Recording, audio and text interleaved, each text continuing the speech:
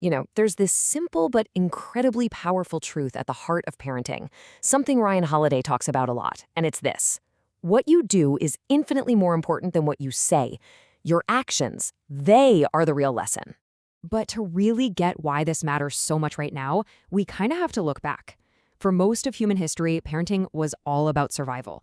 It was a totally different world with a completely different set of rules. Wow. I mean, this quote from Churchill just perfectly captures that emotional distance of the past, right? Can you even imagine that? More conversation in a single holiday than in an entire lifetime? Now, this wasn't necessarily about a lack of love, it was just a different reality, a totally different idea of what a parent's job was. Think about it. When just keeping your kids alive was this monumental task, a real gauntlet of obstacles, well, tending to their emotional world, that was a luxury very few could afford or even think about.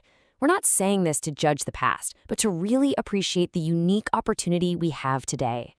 And that brings us right to the heart of what we're talking about today. If survival is no longer the main battle, what is?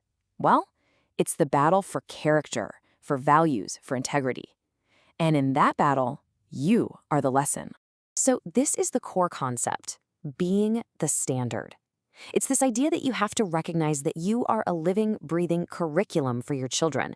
They're watching how you act in traffic, they're listening to how you talk on the phone, they see how you treat the waiter. That is their real education, not the lectures. The legendary basketball coach John Wooden, he kept this poem close to his heart, and it's a beautiful, and let's be honest, a kind of heavy reminder of the responsibility we all carry. Those little footsteps are following right behind ours, for better or for worse.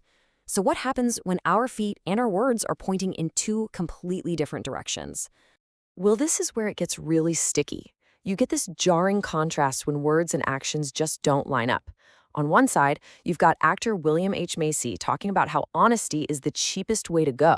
And on the other, the reality of the college admissions scandal. That's the disconnect our kids feel so deeply when the standard we preach isn't the standard we actually set. But then you have the other side of the coin. When Margaret Thatcher's father lost an election, he didn't throw a fit, he didn't blame anyone, he laid down his robes in honor. What did he teach her in that one moment? He showed her that dignity and self-control are inside you. No external event can take them away. Now, that is a lesson that sticks.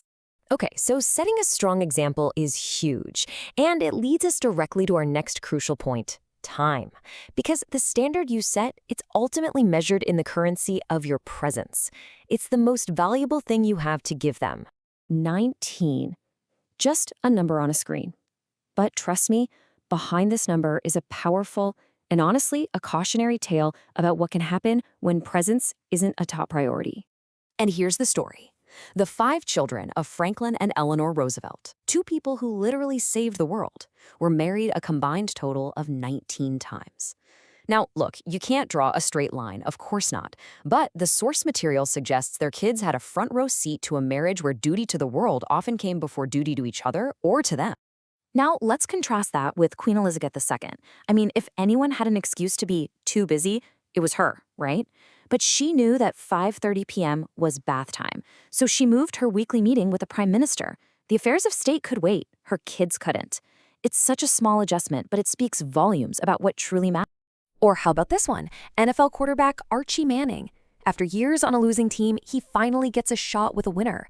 But he notices that all the travel is hurting his relationship with his youngest son, Eli. So what did he do? He walked away. He retired. He chose to be home because he knew what the real championship was. All right, so we've talked about what we do and the time we give. Let's shift gears and focus on the kids themselves. How does our example help them become who they are, not just who we want them to be? Man, this quote, it just hits you right in the gut, doesn't it?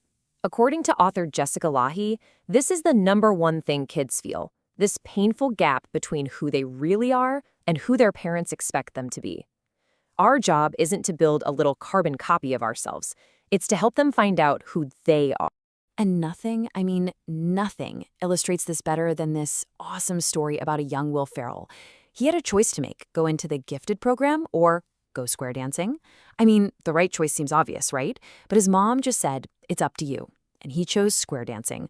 That freedom to follow his own quirky, weird path is a huge part of why he became the Will Ferrell we all know and love.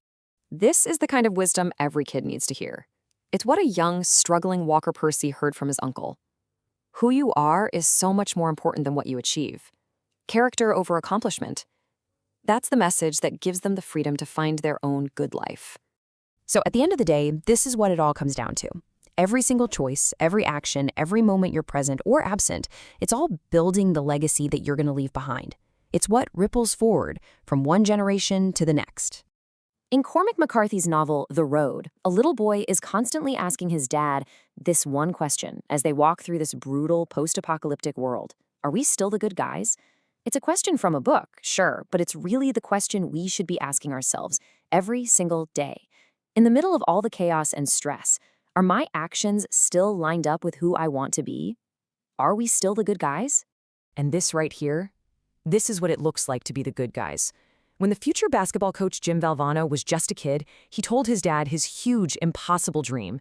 And his dad didn't doubt him. He didn't tell him to be realistic. He just said, I'm packed. That is the legacy of unwavering belief. That is a father saying, I'm with you. I'll be there no matter what. Ultimately, that's what this all comes down to, right? Our kids are the main audience for the story of our lives. They are watching every single scene, every chapter. So the final question we have to leave you with is a simple one. What story is your life telling them?